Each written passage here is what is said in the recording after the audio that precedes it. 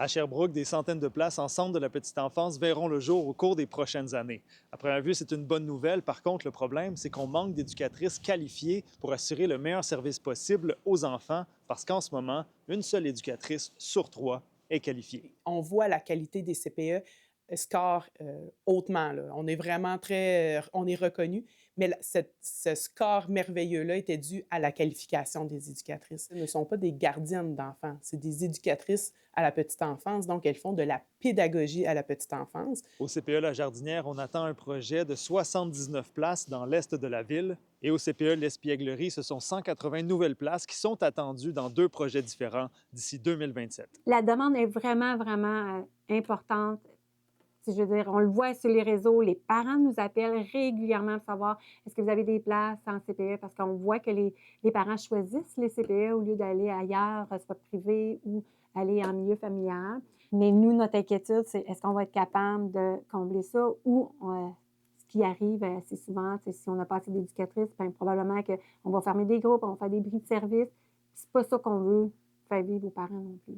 Mais ça reste que la personnalité des gens qui sont là, c'est des gens qui vont donner beaucoup. Puis le ministère, je pense, mise trop sur ça, sur cette résilience-là, sur leur habileté à trouver des solutions, à trouver des façons de ne pas faire de bris de service.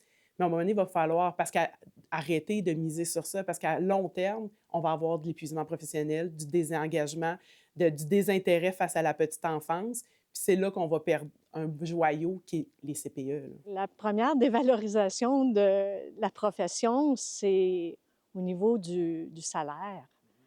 Alors, c'est sûr, si, on a beaucoup de compétition avec, dans le domaine du travail. Alors, ne serait-ce que le domaine le secteur de la santé ou de l'éducation, alors il y a beaucoup de compétition qui vient chercher quelques éducatrices dans notre giron. Les éducatrices, ils se font dire qu'ils sont des gardiennes, souvent par des parents qui arrivent de l'extérieur.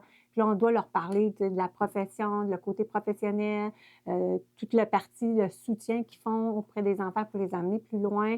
Fait que c'est sûr que ça dévalorise les éducatrices, puis toutes les conditions de travail qui viennent avec, que le ministère, je veux dire, mettent pas la même importance pour les emmener. Puis c'est sûr qu'ils donnent aussi des surcharges de travail aux éducatrices pour vraiment répondre à la qualité comme telle.